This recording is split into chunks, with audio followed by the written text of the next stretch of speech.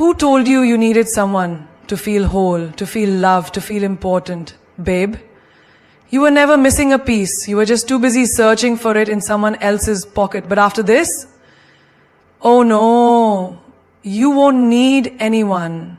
Not their attention, their approval, their love, or their presence. Because you are about to remember who the hell you are. You are the one you've been waiting for. You always thought it was going to be someone else, didn't you? Someone to walk in, take your hand and say, I see you, I choose you. Let me save you. You spent nights praying for the one, scrolling through fairy tales, hoping to be seen, understood, and completed. But what if I told you no one is coming? Not because you're not worth it, but because you were always the hero of your own story. You just forgot. Think about it. How many times have you given your power away, waiting for a text, a call, an apology, a sign? That delay, that desperation. It's not love. It's amnesia. You've forgotten who you are.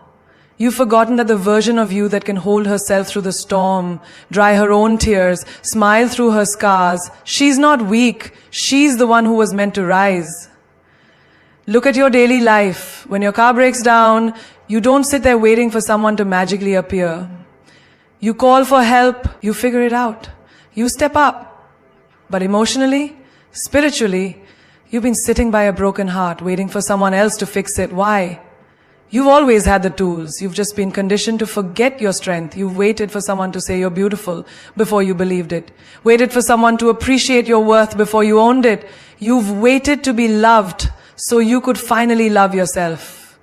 But darling, no mirror reflects more than the way you look at yourself.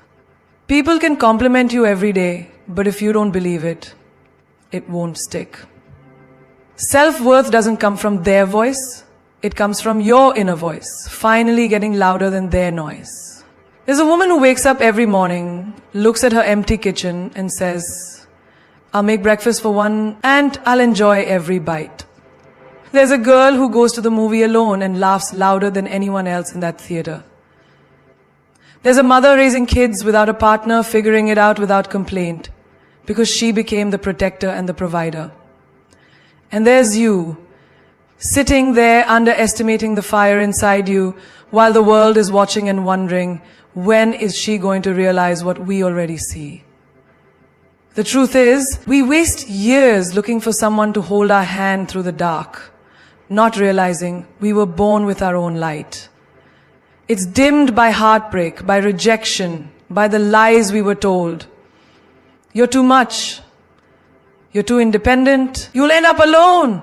No, you're not too much. You were just never meant to be less. You've been breaking cycles, healing patterns, learning boundaries. That's not weakness. That's divine evolution. You've cried yourself to sleep and still woke up and made your bed. That's strength. You've been rejected but still chose to love again. That's bravery. You felt lonely but never lost your softness. That's queen energy. So stop waiting for a better day, a better person, a better love. Become the better version of you. Take yourself on dates. Speak kindly to the mirror. Get dressed like someone important is watching. Because someone is you. The inner you that's been craving to be chosen first. You're not missing your other half. You're missing your own loyalty to yourself. You're not looking for someone to complete you. You're waking up to the truth that you were never broken. You are the one. The one who stays when everyone leaves. The one who dreams when everyone doubts. The one who rebuilds even when she's still bleeding. You don't need someone to come rescue you anymore. You just need to remember you are the rescue. Let that sink in. Because most of us walk through life believing that if we give love, we're entitled to receive it back. That if we're kind, loyal, giving, soft and forgiving, someone will do the same for us. And when they don't, we feel betrayed. But here's the truth that sets you free. Love is not a transaction, it's an expression. You love because it's who you are, not because someone owes you something in return.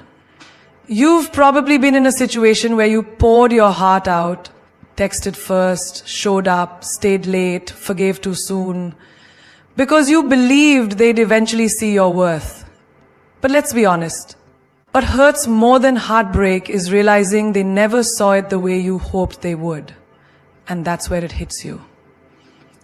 No one is obligated to love you the way you imagined, but you are responsible for loving yourself in the way you've always deserved. Look around you.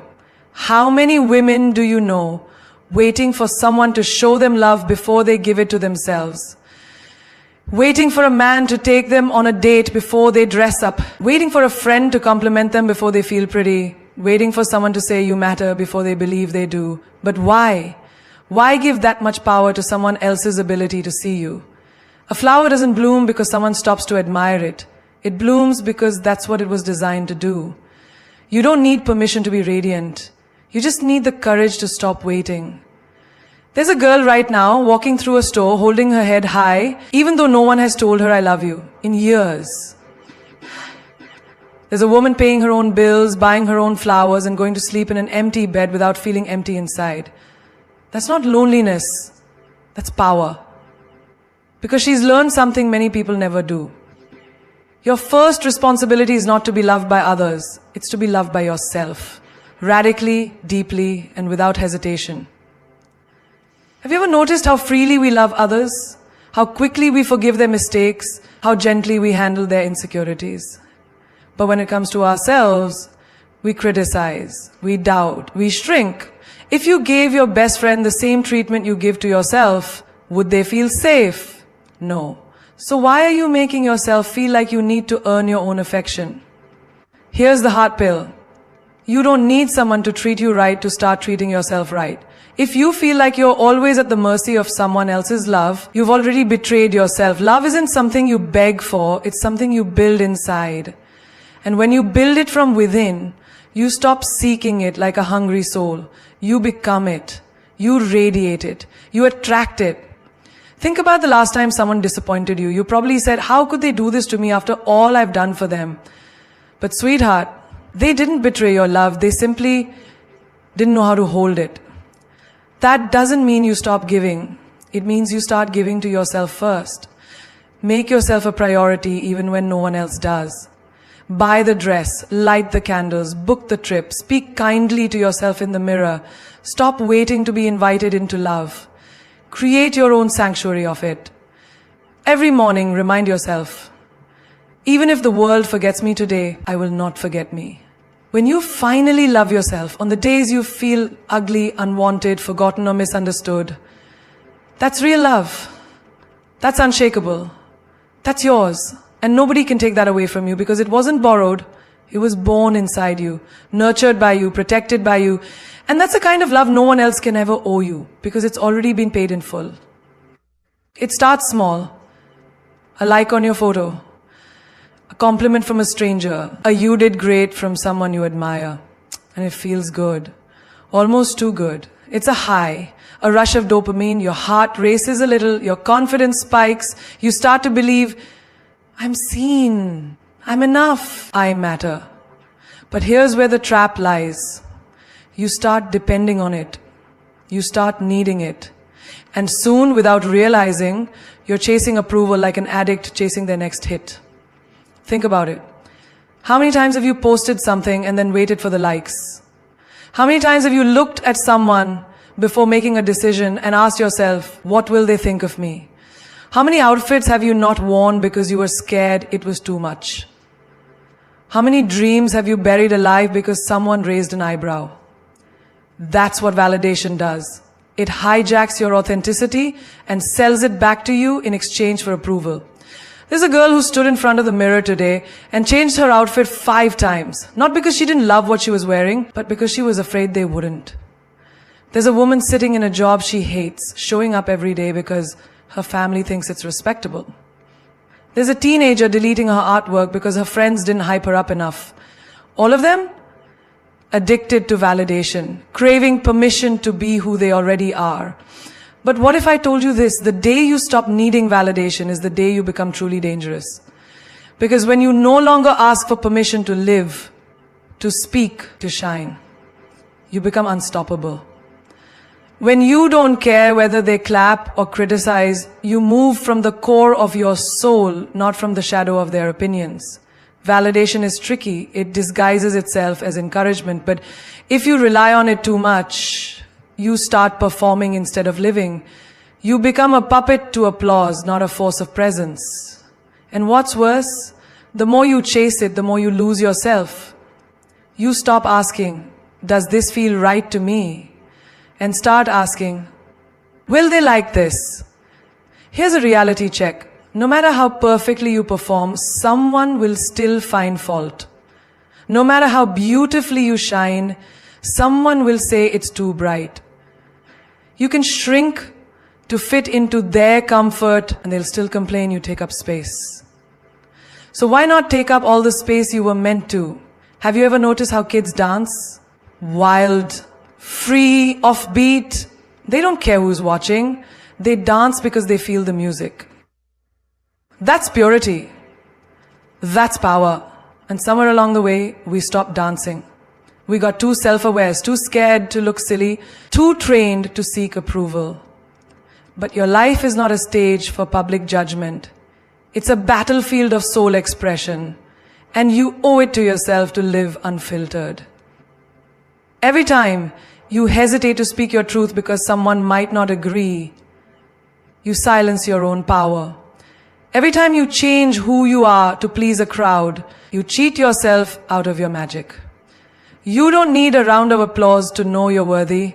You don't need compliments to know you're radiant. You don't need validation to prove you belong. You are not a product for people to rate.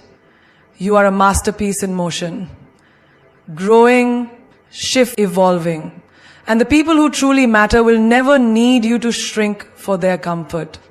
So stop adjusting the volume of your spirit to match someone else's preferences. Not everything deserves your reaction. Not every insult deserves your energy. Not every betrayal deserves your explanation.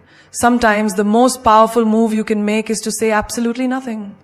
Because silence, when used with intention, is louder than any scream. It doesn't beg, it doesn't chase, it simply is. And in a world addicted to noise, your silence becomes a mystery, a message, a mirror. There's a woman right now who stopped replying to the man who kept stringing her along with half-effort love and sweet nothings.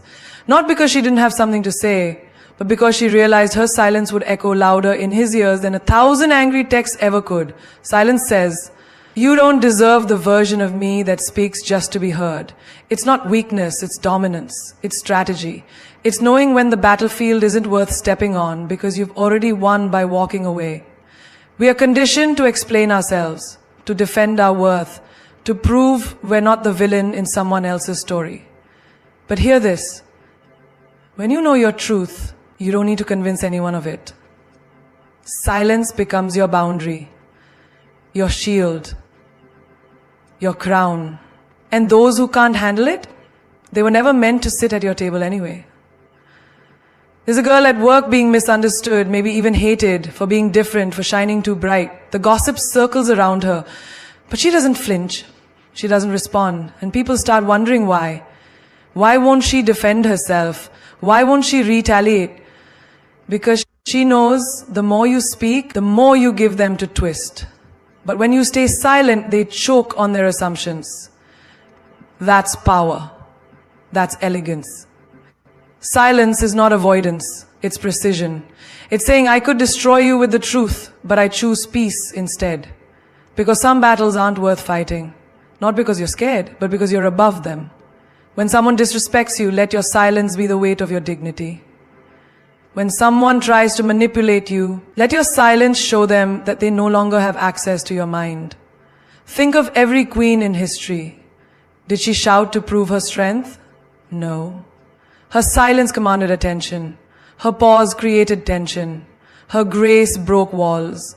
Because when you stop feeding chaos with reactions, you starve it. You let the noise eat itself. And in that stillness, you rise untouched. There's a moment in every woman's life where she wants to explode, scream at the world, shake people for not seeing her, cry for being unseen. But the moment she chooses silence over breakdown, composure over chaos. That's her turning point. That's when she realizes her energy is too sacred for pettiness. She doesn't need to react. She just needs to refocus. Imagine someone trying to push your buttons and finding none. Imagine someone trying to test your peace and all they get is your absence. That's not coldness. That's evolution. Because silence doesn't mean you didn't notice. It means you noticed everything and decided it wasn't worthy of your voice. Silence is not emptiness. It's fullness held back. It's saying, I know what I bring and I won't waste it on those who don't. Let them wonder, let them replay their words, searching for a reaction that will never come. Let them sit in the discomfort of their own echo, because your silence just exposed them more than your words ever could. Use silence like a sword, not to harm, but to protect, not to escape, but to elevate. Because a woman who can stay silent in a storm doesn't lack the fire. She simply mastered the art of controlling it. The right people don't come when you beg. They come when you bloom. You can cry. You can plead. You can shrink yourself into silence or stretch yourself into desperation. But no matter how much you chase, force, or explain, the people who are meant to stay will never need to be begged to understand your value. And the people who walk away, let them. Let them walk. Because real ones don't come when you collapse. They come when you rise. There's a woman somewhere right now, sitting on the edge of her bed, staring at her phone, waiting for a reply that may never come. She's replaying every conversation in her head, wondering what she said wrong, if she was too much or not enough. She's ready to apologize for things she didn't even do, all because she's afraid of losing someone who already left in silence. But what she hasn't realized is this. You don't have to bleed to make someone stay. Begging is born from the illusion that you're not whole on your own. But blooming is power. It's saying, I will grow with or without applause. I will rise whether or not you see me. I will blossom not because you came back, but because I never gave up on myself. Think of a flower. It doesn't chase the bees. It doesn't scream for the sun to shine. It simply blooms. And when it does, the right energy comes to it. Butterflies, sunlight, rain. That's nature. That's alignment. You never see a rose running after someone trying to prove its beauty. So why should you? We've been conditioned to believe love has to be fought for with suffering, that we need to lower our standards to keep people close, that if we don't text first, we'll be forgotten. But the truth is, love that needs to be begged for is not love. It's manipulation wearing affection as perfume. And darling, you were not born to grovel. I knew a woman once who lost herself in a relationship.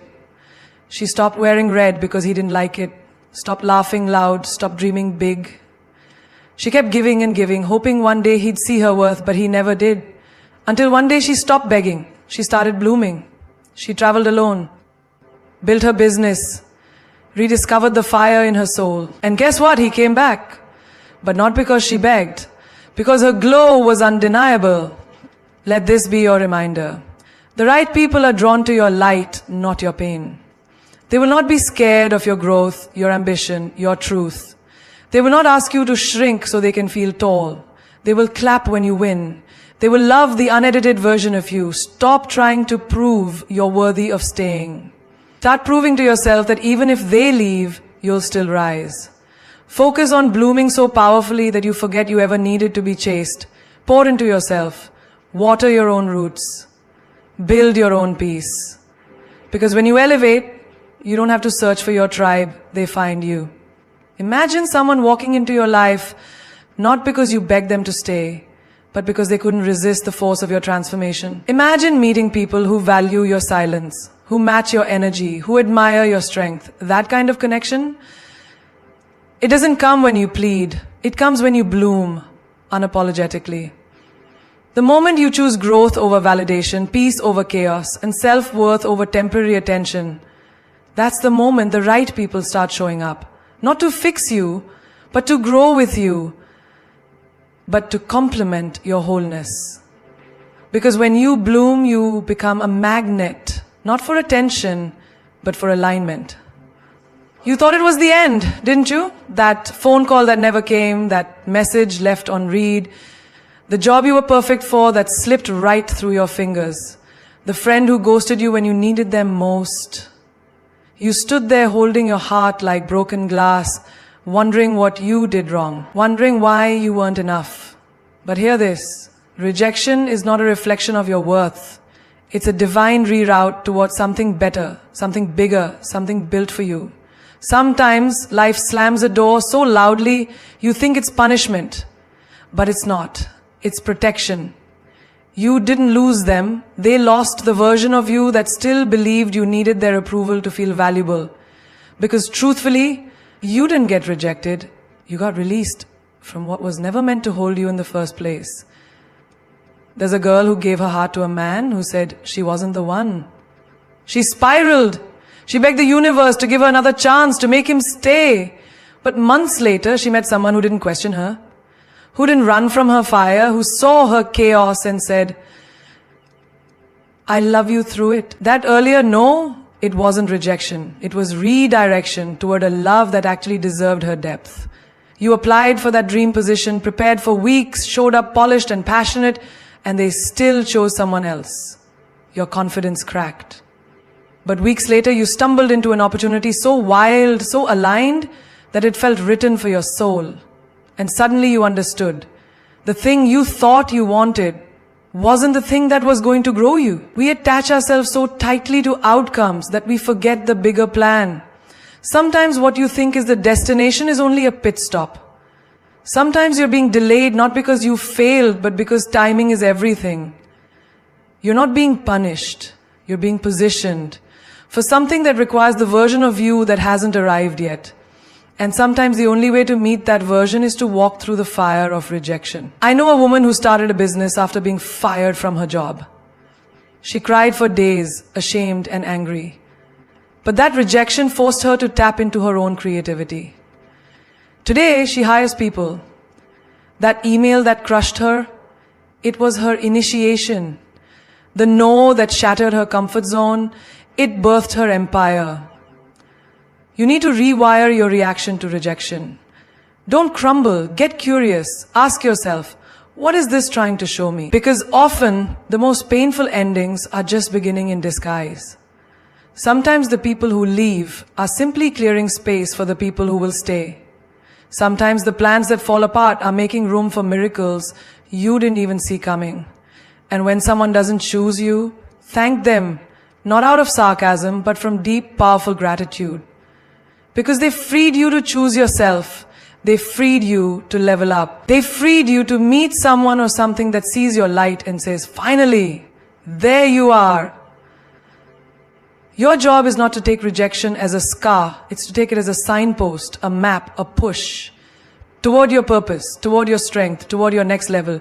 Because what is meant for you will never require you to beg, break, or betray your essence.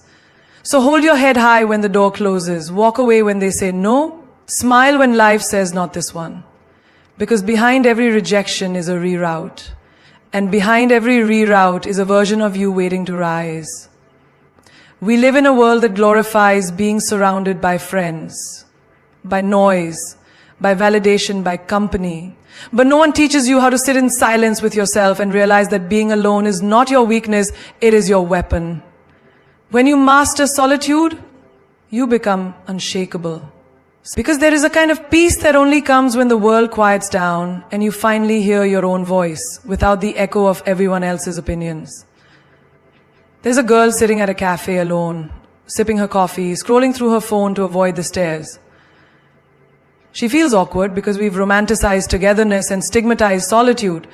But what if I told you that the person who dares to sit alone is often the strongest in the room? Because she's not afraid to be seen without a crowd to validate her existence. Because she knows her worth doesn't shrink in silence. Being alone is where the healing happens. It's where clarity rises to the surface, like sunlight through water. When you're alone, there's no one to lie to, no mask to wear. You meet the raw, unfiltered version of yourself.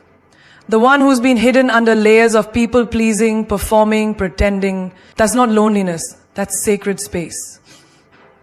That's where power is born. Think of monks, think of leaders, think of warriors. They all train in solitude. They go inward before they go outward. Why? Because if you can't sit with yourself, how can you stand with others? If you can't face your own shadow, you'll keep casting it on everyone you meet. There's a woman who left a toxic relationship and spent a year alone. No dates, no distractions, just herself, a journal, and the quiet. People asked her, "Aren't you lonely?" And she said, "No, I'm finally home." She found herself in the stillness. She found her boundaries, her passions, her voice. And when she stepped back into the world, she didn't settle, because she knew that being alone was never her punishment. It was her preparation. Being alone teaches you that your energy is sacred, that your peace is priceless. You stop begging for breadcrumbs of affection.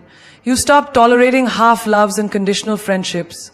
You start choosing quality over quantity. You become so rooted in yourself that anyone who wants access to you has to rise to your level. That's power. That's not loneliness. That's legacy.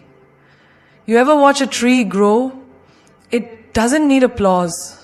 It doesn't need constant company. It just roots deeper, grows taller, and touches the sky in silence. That's what solitude does to you. It grounds you. It grows you. It shows you that your growth isn't dependent on who's watching. It's dependent on your willingness to water yourself. There's something divine about waking up alone and loving the person you rise with. Something spiritual about walking into a room full of people and knowing that your worth came with you, not from them. Something unstoppable about realizing that the silence you once feared is now your sanctuary, your creative space, your healing space, your becoming space. Let the world think you're alone. Let them whisper, let them misunderstand. Because while they chase noise, you are building an empire in stillness. While they fear the quiet, you are meeting the most powerful version of yourself in it. Solitude isn't emptiness. It's full of answers. It's full of wisdom. It's full of fire. The kind that burns away what no longer serves you. The kind that makes you rise without needing permission, applause, or attachment. And once you know the magic of your own company, you stop fearing absence. You start demanding presence. Real presence. Aligned presence. The kind that matches the sacredness of your solitude.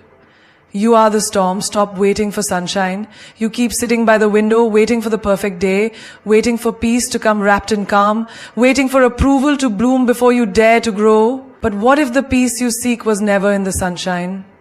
What if you were never made to be delicate and soft like a petal in spring? What if you were made to shake the sky, to thunder through life with unapologetic force and power? From a young age, they taught you to be gentle, be patient, wait your turn. But storms don't wait. Storms arrive unapologetic, necessary, cleansing. You were not born to be a decoration. You were born to be a declaration. You are not here to be liked. You are here to be legendary. A girl walks into a boardroom where she's the only woman, the youngest one, and everyone doubts her voice before she even speaks. She can feel the pressure to smile more, shrink more, agree more. But instead, she speaks like thunder, sharp, clear, unshaken. She doesn't wait for the room to give her space. She takes it. That's not arrogance. That's her storm speaking. And you have that storm in you too. You just forgot. You've been taught to chase light, to seek validation, to feel seen only when it's calm. But storms don't ask for visibility, they create it. When a storm rolls in, everyone notices. That's the kind of presence you were born with, not to be the quiet one in the back, but the force in the front. The one who breaks patterns, not follows them. You were made to disrupt the silence, not dissolve in it. You've been waiting for things to be just right before you move, when people support you, when you have more money, when love feels secure, when the path is clear. But storms don't wait for clearance. They create change. They are chaos that births clarity. Why wait for peace to make a move when you are the energy that shifts everything around you? There's a woman who lost her job, her partner, and a sense of identity, all in 1 year. She sat there staring at the wreckage of what used to be her life. And then something clicked. She stopped asking the world to fix it. She became the storm. She launched her business. She traveled alone. She became the woman she used to look for in others. she realized that the breakdown was never the end. It was the thunder that woke up her power. We are so conditioned to fear our own intensity, to tone it down, to be more digestible. But what if your fire is the very thing that will light up your path? What if your too much is exactly what this world needs? Storms don't apologize, they renew, they